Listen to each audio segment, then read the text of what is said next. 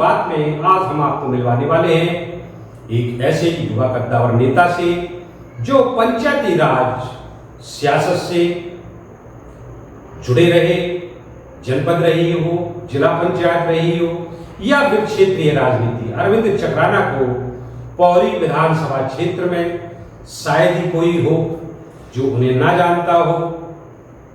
अभी हाल ही में उन्होंने भाजपा का दामन छोड़ और कांग्रेस का हाथ थाम लिया। यूं तो पहले भी वह कांग्रेस में ही थे, क्या कारण रहे, क्यों वह कांग्रेस से भाजपा में गए, फिर भाजपा से कांग्रेस में आए। आज जब हमने उनसे बात की, उनकी दावेदारी की बात की, तो उन्होंने हमारे साथ चर्चा के दौरान क्या कहा, आइए हम आपको दिखाते हैं। अरविंद जी, जन्म से कांग्रेस, फिर भाजपा, अब फिर कांग्रेस, आपने बीजेपी छोड़ दी, क्यों? आपको बहुत बहुत धन्यवाद। मेरा बीजेपी छोड़ने का कारण, मैं जन्म से कांग्रेसी था और मैंने NSUI यूथ कांग्रेस में बड़ी भूमिका निभाई थी।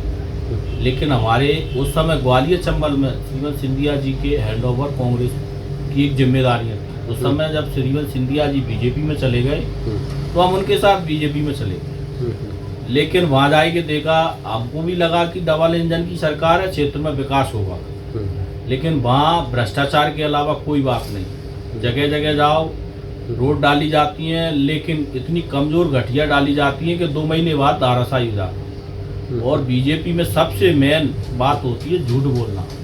झूठ बोलने की कला बहुत अच्छे तरीके से सिखाती है।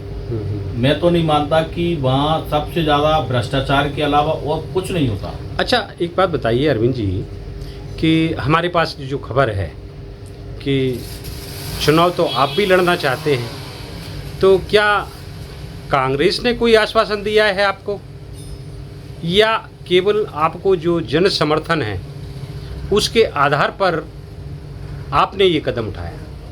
मैं आपको बता दूं कि मैंने अपनी व्यक्तिगत तैयारी पूरे विधानसभा में की है, लेकिन फिर भी मैं माननीय कमलनाथ जी से मुलाकात की, कांग्रेस में पुनः वापसी की। मैंने सदस्यता ली थी 2 तारीख को। लेकिन पार्टी मौका देगी, बिल्कुल मैं चुनाव लड़ूंगा। और पार्टी अगर किसी और व्यक्ति को भी देती है तो मैं उनके साथ कंधे से कंधा मिला। अच्छा, आप पंचायती राज संस्थाओं से भी काफ़ी जुड़े रहे हैं जी। और एक जनपद का चुनाव ऐसा भी रहा जी, जिसमें आपका नाम प्रमुखता से लिया जाता रहा, और अगर यूँ कहें कि वो यादगार पौरी का चुनाव था, उसके बावजूद आपको लगता है कि आप सक्षम प्रत्याशी पौरी से हो सकते हैं? मैं आपको बताऊं कि मेरा परिवार 3 पीढ़ी से राजनीति में सक्रिय है। मेरे पिताजी मंडी अध्यक्ष भी थे। मेरा परिवार सरपंची जन्म से रहा है। सातों समाज से हमारे संबंध है। व्यक्ति विशेष कोई ऐसा सामाजिक गुण नहीं है। वो तो जनपद का मेरा जो 7 साल का कार्यकाल भी आपने देखा होगा। इतनी सक्रियता मैंने जो निभाई है, क्षेत्र में लगातार भ्रमण किया, लोगों की समस्याएं सुनी और जितना कर सकता था उतनी मदद की, तो मुझे उम्मीद है। और अभी हाल ही में मैंने जिला पंचायत निकाला है, वहाँ चर्च बेल्ट से मेरा खुद का फोटो लगा के, तो जनता पर मुझे पूर्ण विश्वास है कि जब मेरा जिला पंचायत मेरा फोटो लगा के मुझे 4000 मतों से जिताया, मुझे पूर्ण भरोसा है। अच्छा, कहीं ऐसा तो नहीं कि आप जिस समाज से आते हैं और उसकी बहुलता के कारण आपको ऐसा लगता हो कि शायद कांग्रेस आपको मौका दे, हालांकि एक आपके ही समाज से और भी प्रत्याशी सक्रिय हैं, क्या लगता है आपको? देखो, मैं आपको बता दूं, मेरा सबसे पहला कांग्रेस किसी को भी टिकट दे, मुझे दे, बहुत अच्छी बात है।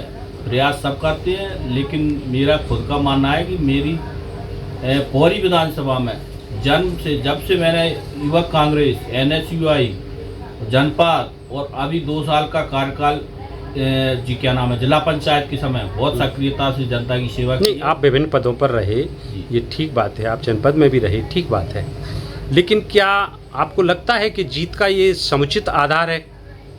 बिल्कुल, हम अपनी तैयारी के आधार पर, हम जनता की सेवा के आधार पर हम अपने आप को कॉन्फिडेंट रखते हैं। हमारा ऐसा कोई अच्छा, ऐसे क्या इशू हैं जो हल नहीं हो पाए और आपको ऐसा लगता है कि अगर आपको अवसर मिलता है तो आप उनको हल करने में सफल होंगे?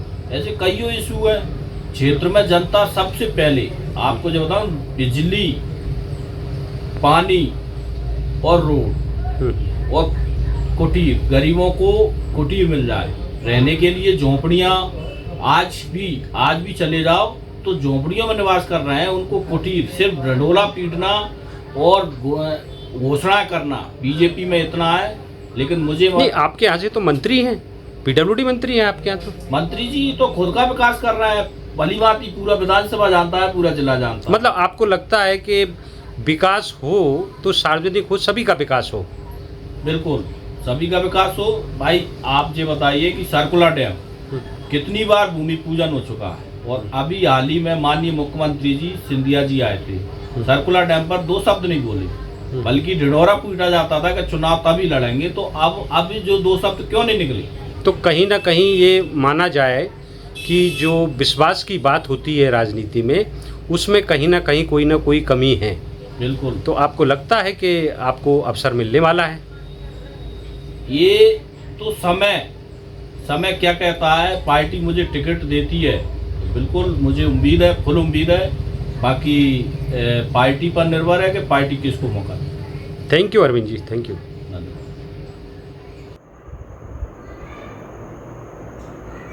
निश्चित ही पोहरी में सियासत बड़ी जटिल होती जा रही है।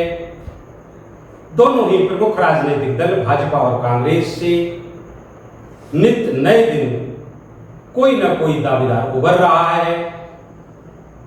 वहीं भाजपा के प्रत्याशी रहे और भाजपा से विधायक रहे, फिलहाल अभी मध्य प्रदेश सरकार में राज्य मंत्री हैं, एक निगम के उपाध्यक्ष हैं। तो वहीं कांग्रेस में भी दावेदारों की संख्या कुछ कम नहीं है। ऐसे में एक युवा की प्रबल दावेदारी, जिसका दावा उन्होंने भले ही चर्चा में स्पष्ट नहीं किया हो, लेकिन जब इस तरह की राजनीति में उथल पुथल मची हो तो निश्चित ही उसके अपने मायने होते हैं।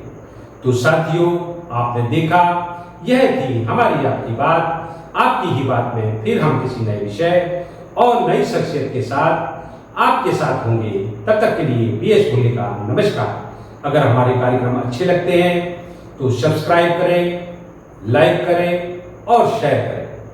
की बात बीएस भुल्ले के साथ आपकी बात कहने संपर्क करें।